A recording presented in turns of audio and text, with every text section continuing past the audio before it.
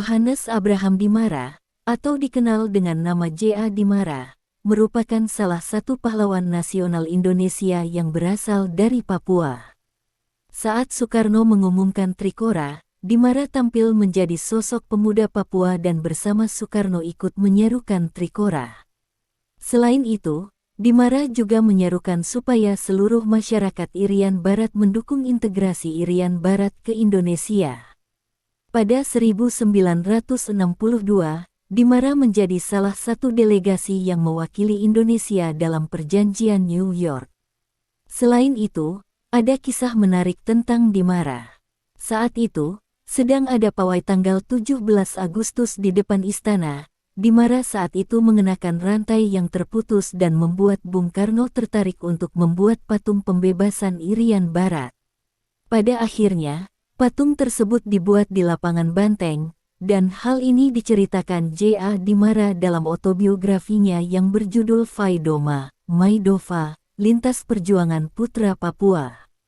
Pahlawan J.A. Dimara meninggal pada tanggal 20 Oktober tahun 2000, dan pada tanggal 11 November tahun 2010, ia ditetapkan menjadi pahlawan nasional, dan namanya diabadikan menjadi pangkalan TNI AU di Merauke.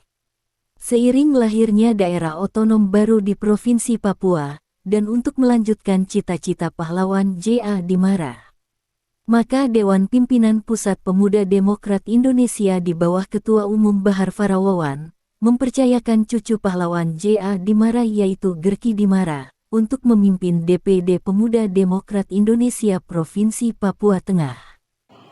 Salam, Assalamualaikum warahmatullahi wabarakatuh. Om Swastiastu, Namo Buddhaya, dan salam kebajikan bagi kita sekalian. Patut kita panjatkan puji dan syukur kehadirat Tuhan Yang Maha Kuasa, karena atas perkenannya lah kita boleh ada sampai saat ini. Terimalah salam hangat dari saya dan izinkan saya memperkenalkan diri saya. Nama saya adalah Gerki Johannes Dimara. Saya adalah salah satu generasi penerus dari opa kami yang bernama Johannes Abraham Dimara. Baik, saya akan bercerita sedikit tentang almarhum opa kami yang bernama Johannes Abraham Dimara. Beliau adalah seorang tentara berpangkat mayor. Semasa bertugas sebagai seorang tentara, beliau sangat mendedikasikan diri bagi bangsa dan negara sejak tahun 1940-an sebelum Indonesia merdeka. Almarhum opa kami adalah salah satu orang yang cukup dekat dengan Presiden Soekarno di masa itu, baik dalam menjalankan tugas negara, tapi juga sebagai seorang saudara di luar jam dinas. Opa kami sewaktu-waktu harus berada di kediaman Pak Karno atas permintaan beliau, sehingga opa kami dihadiahkan sebuah mobil oleh Pak Karno. Opa kami sangat dekat dengan lingkungan dan keluarga Pak Karno.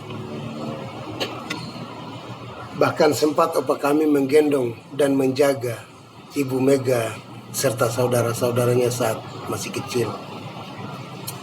Selain seorang tentara, opa kami juga ditunjuk sebagai salah satu anggota delegasi pada saat konferensi meja bundar di Den Haag, Belanda, hingga ke PBB di New York, Amerika Serikat, untuk memperjuangkan Irian Barat agar masuk ke pangkuan Ibu Pertiwi. Dan kita semua tahu bahwa hal itu terwujud karena loyalitas dan dedikasi dari opa kami.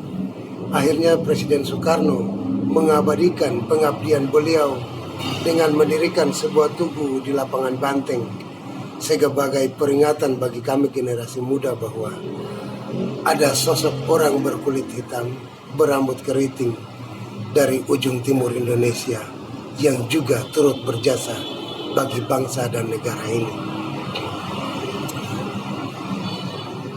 Oleh sebab itu, saya sangat berterima kasih kepada Ketua Umum Pemuda Demokrat, dalam hal ini saudara saya, Pak Baharudin Farawawan, untuk yang telah memberikan diri sebagai Ketua DPD Pemuda Demokrat Provinsi Papua Tengah. Patut kita akui bahwa ruang dan waktu selalu berotasi dan masa selalu berganti. Namun persaudaraan kita tetap abadi. Bagi saya secara pribadi, ini merupakan tonggak sejarah. Karena melalui Pemuda Demokrat, kita dapat merajut kembali tali kasih dan persaudaraan yang pernah kita bina di masa lalu. Sebagai penutup dari saya adalah kasih dalam persaudaraan menyatukan perbedaan. Kita berani berbeda, berarti kita juga harus berani untuk bersatu. Karena damai itu indah, ibarat nyanyian senja. Akhir kata, sinergi bersama untuk Indonesia maju. Merdeka!